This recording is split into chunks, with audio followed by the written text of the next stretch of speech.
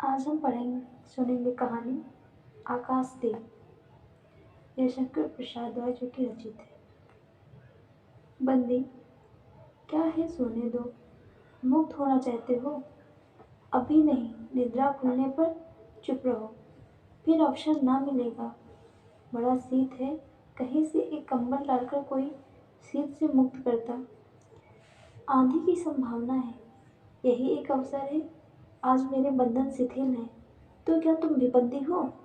हाँ, धीरे बोलो। इस नाव पर केवल 10 नाविक और प्रहरी हैं।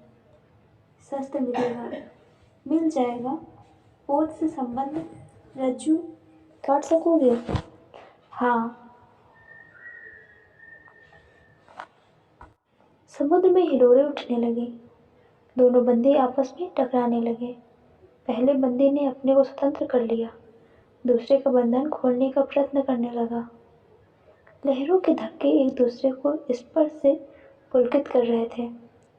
मुक्ति की आशा, स्नेह का असंभावित आलिंगन, दोनों ही अंधकार में मुक्त हो गए। दूसरे बंदी ने हर्षित रेख से उसको गले से लगा लिया। सहसा उस बंदी ने कहा, यह क्या, तुम स्त्री हो? क्या स्त्री होना कोई पाप है?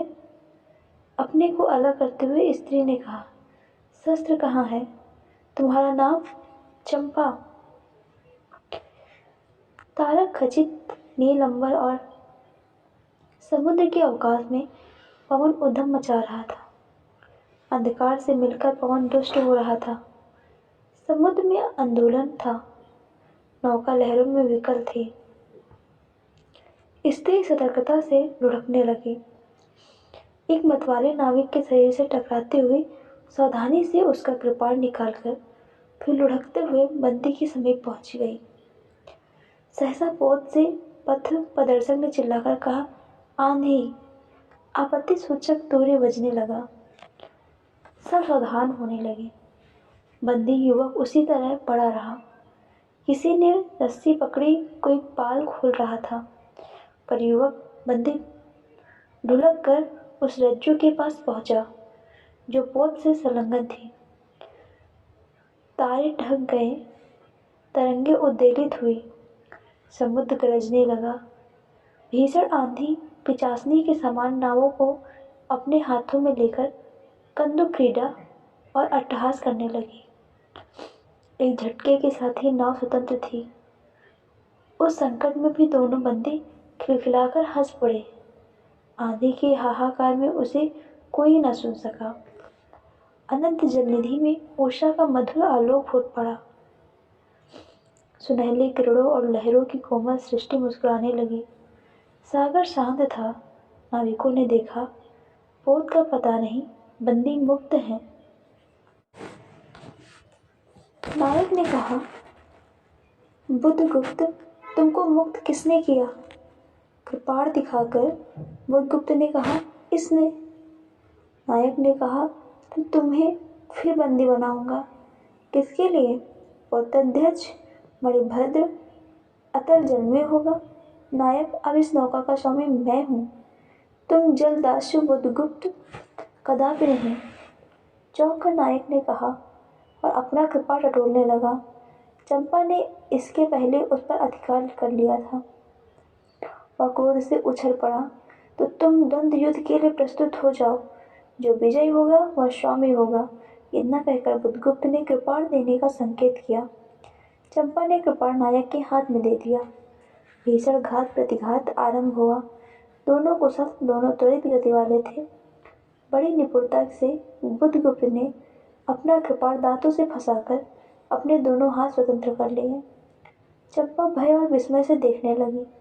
नाविक प्रसन्न हो गए, परंतु बुद्धगुप्त ने लाघव से नायक का कृपाण वाला हाथ पकड़ लिया और विकट हुंकार से दूसरा हाथ कट में डाल उसे गिरा दिया। दूसरे ही क्षण प्रभात की किरणों में बुद्धगुप्त का विजय कृपाण उसके हाथों में चमक उठा। नायक की कतार आंखें प्राण भिक्षा मांगने लगी। बुद्धगुप्त ने कहा, बोलो, अब स्वीकार है कि नहीं? मैं अनुचर हूँ, वरुण देव की शपथ में विश्वासघात नहीं करूंगा। बुद्धगुप्त ने उसे छोड़ दिया। चंपा ने युवक के दलदासु के समीप आकर उसके छत्रों को अपनी स्निग्ध दृष्टि और कोमल करों से वेदना विहीन कर दिया। बुद्धगुप्त के सुगठित शरीर पर रक्त बिंदु विजय तिलक कर रहे थे। विश्राम लेकर बुद्धगुप्त ने पूछा, हम लोग कहाँ होंगे? बाली द्वीप से बहुत दूर, संभवतः एक नवीन द्वीप के पास, जिसमें हम लोगों को बहुत कम आना जाना होता है। सिहल के वड़कों का वह प्राधान्य है। कितने दिनों में हम लोग वहां पहुंचेंगे? अनुकूल पवन मिलने पर 2 दिन में, तब तक के लिए खाद्य का अभाव न होगा। सहसा नायक ने नाविक को डांट लगाने की आज्ञा दी और स्वयं पतवार पकड़कर बैठ गया। बुद्धगुप्त की पूछने पर उसने कहा, यह एक जलमग्न शैलखंड है। सावधान न रहने से नाव टकराने का भय है। तुम्हें इन लोगों ने बंदी क्यों बनाया? वाड़िक के मणिभद्र के पाप वासना ने। तुम्हारा घर कहाँ है? जाह्नवी के तट पर चंपा नगरी के एक छात्री बालिका हूँ। पिता इसी मणिभद्र के यहाँ प्रहरी का काम करते थे। माता का देहावसान हो जाने पर मैं भी पिता के साथ नाव पर रहने लगी। 8 बरस से समुद्र ही मेरा घर है। तुम्हारे आक्रमण के समय मेरे पिता ने ही 7 दस्युओं को मारकर जल समाधि ली। 1 मास में हुआ इस जल नभ के नीचे नील जल नदी के ऊपर एक भयानक, अंततः मैं निसहाय हूँ, अनाथ हूँ। मणिभद्र ने मुझसे एक दिन घृणित प्रस्ताव किया। मैंने उसे गालियाँ सुनाई। उसी दिन से बंदी बना दी गई। चंपा रोज से जल रही थी। मैं भी ताम्रलिप्ति का एक क्षत्रिय हूँ चंपा, परंतु दुर्भाग्य से जलदासु बनकर जीवन बिताता हूँ। अब तुम क्या करोगे? मैं अपने अदृष्ट को अनिर्दिष्ट ही रहने दूंगी। वह जहाँ ले जाए। चंपा की आंखों में निस्सीम प्रदेश में निरुद्देश्य थी। किसी आकांक्षा की लाल डोरी न थी। धवल अपंगों में बालुओं के सदृश विश्वास था। हत्या व्यवसायी दस्यु भी उसे देखकर कांप गया। उसके मन में एक संभ्रमपूर्ण श्रद्धा यौवन की पहली लहरों को जगाने लगी। समुद्र वृक्ष पर विलंबई राग रंजित संध्या थिरकने लगी। चंपा के असंयत कुंतल उसकी पीठ पर बिखरे थे। दुर्दांत दस्यु ने देखा, अपनी महिमा में अलौकिक एक तरुण बालिका। वह विस्मय से अपने हृदय को टटोलने लगा। उसे एक नए वस्तु का पता चला, वह थी कोमलता। उसी समय नायक ने कहा, हम लोग द्वीप के पास पहुंच गए। बेला से नाव टकराई। चंपा निर्भीकता से कूद पड़ी। माझी भी उतरे। बुद्धगुप्त ने कहा, जब इसका कोई नाम नहीं है तो हम लोग इसे चंपा द्वीप कहेंगे। चंपा हंस पड़ी। 5 बरस बाद शरद के धवल नक्षत्र नील गगन में झलमला रहे थे। चंद्र की उज्ज्वल विजय पर अंतरिक्ष में शरद लक्ष्मी ने आशीर्वाद के फूलों और खीलों का बखेर दिया। चंपा के उच्च सोर पर बैठी हुई तरुणी चंपा दीपक जला रही थी। बड़े यत्न से अम्बरा की मंजूषा में दीप धरकर उसने अपनी सुकुमार उंगलियों से डोरी खींची। वह दीपाधार ऊपर चढ़ने लगा। भोले भोले आंखें उसे ऊपर चढ़ते हर्ष से देख रही थी। डोरी धीरे धीरे खींची गई। चंपा की कमान थी कि उसका आकाशदीप नक्षत्रों से हिलमिल जाए, किंतु ऐसा होना असंभव था। उसने आशा भरी आंखों फिरा ली। सामने जलराशि का रजत श्रृंगार था।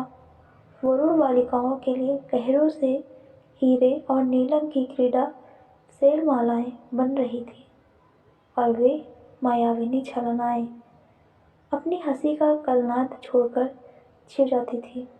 दूर दूर से धिवरों बंसी झनकार उनके संगीत सा मुखरित होता था। चंपा ने देखा कि तरल सकुल जल राशि में उसके कंदील का प्रतिबिंब अस्त व्यस्त था। वह अपनी पूर्णता के लिए सैकड़ों चक्कर काटता था। वह अनमनी होकर उठ खड़ी हो गई। किसी को पास न देखकर पुकारा, जया। एक श्यामा युवती सामने आकर खड़ी हुई। वह जंगली थी, नील नभोमंडल से मुख में शुद्ध नक्षत्रों की पंक्ति के समान उसके दांत हंसते ही रहते। वह चंपा को रानी कहती। बुधगुप्त की आज्ञा थी, महानाविक कब तक आएंगे?